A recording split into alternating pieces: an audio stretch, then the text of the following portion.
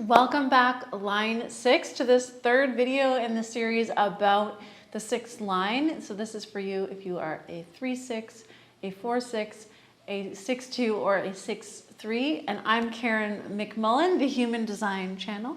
Let's get into today's topic, which is all about the idealism that the 6 carries as a part of their real capacity to be a visionary and to see where humanity is going. And that's really what the 6, if you look at the process of 1, 2, 3, 4, 5, 6, we're building towards the culmination, and then the 6 is actually looking back to the forward to the line 1 of the next hexagram in the process. So the essence of that is that we are here to look forward to what is possible, what has not yet been, to be a visionary and to be an idealist. And so, you know, when you're a visionary and an idealist, you don't carry forward unless you have hope. And that's why the 6 is here to be optimistic. There's an optimism that's inherent with the 6, because if you weren't optimistic, you wouldn't even bother going for the ideal. You would just settle for like duality as it is and just be like, well, this is as good as it gets. I'm not gonna bother trying to get a soulmate. Who cares about my vision? My vision's not even possible. You know, no point in trying. You know, you wouldn't, if you were realistic and you were just staying with what is, you wouldn't be going for the ideal. So there's this inherent optimism, but at the same time, there's also a tendency towards perfectionism and judgment.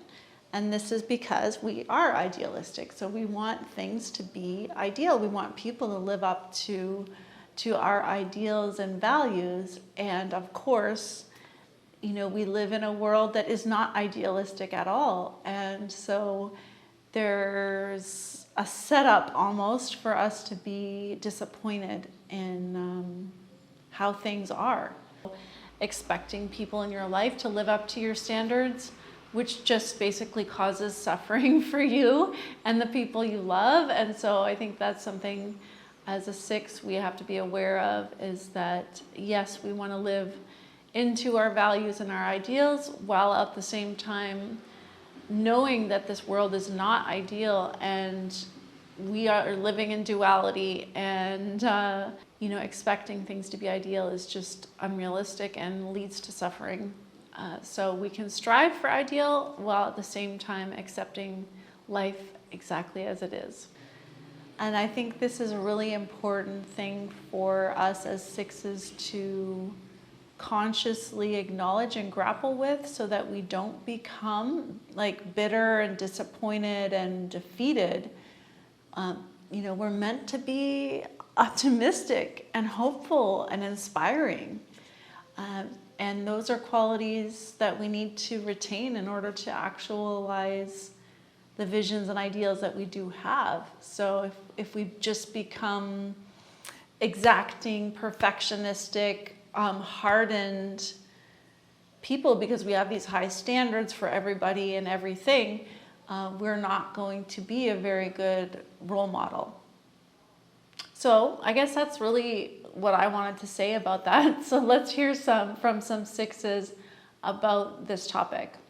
Yeah, being idealistic and judgmental. Yeah, this is interesting, because this is a kind of, I was thinking about it, maybe this is a kind of like a gift and a shadow at the same time. Because this helicopter view, especially you get to it when you turn 30 and you're on the rooftop. This helicopter view, I think this can be really empowering and inspiring for other people, because you can really see from the higher perspective. You can really see the potential. You can see what is beyond. You can see the whole, the sense of the whole process, not just like separate aspects of something. And this can be really inspiring, this perspective, because it's also optimistic. And you can show this optimism and you can show this perspective for other people. But on the other hand, having this helicopter view provides you a kind of superiority complex syndrome.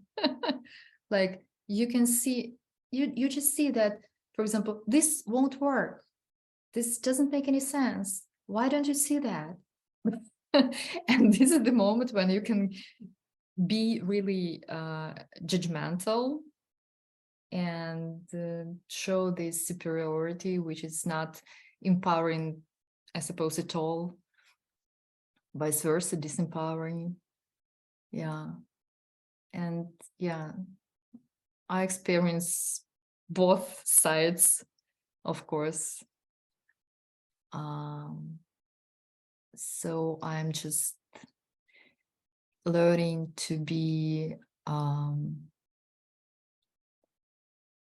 not to be judgmental and respect other people's nature, because some people are not here to see the whole picture. For example, they're here to dig deep and be self-absorbed, so to say, concentrated, focused on their own life only. And this is their job and this is their role. And this is where their potential lies. So it's not about judging, but yeah, of course, our minds always, especially the mind of an open ego,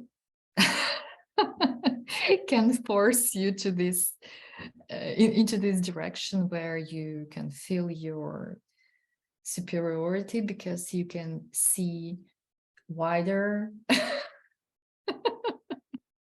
If you know what I mean. Where I think the problem, or rather the challenge is with this particular profile line, is that I am idealistic, I am a perfectionist, and I definitely hold extremely high standards for myself above all, also for others, but especially of myself. And so that means that I'm acutely aware of the fact that people are observing me. I'm acutely aware of the fact that people see me as a role model.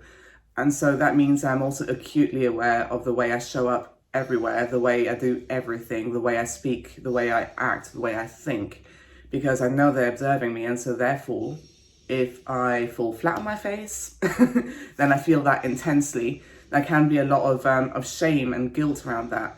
If I make mistakes in public, if I somehow am not in integrity, there is this tendency to be extremely harsh and critical of yourself as a sixth line, especially as a conscious sixth line. So when it's in your personality.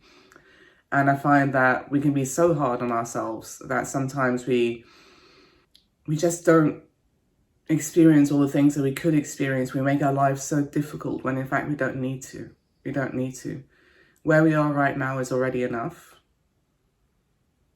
Even though it feels like you have to be this like vision of perfection for people to love you and to care about you and to be inspired by you, that's not the case. So let me know how you are handling this dynamic between perfectionism and judgmental tendencies, and also your idealism and your optimism. And I will see you in the next video. We're going to talk about love for the six and the pursuit of a soulmate. So that'll be really fun. And I look forward to sharing that with you in the next video.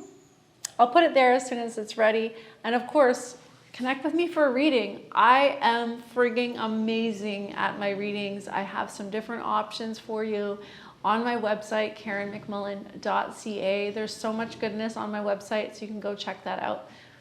Bye.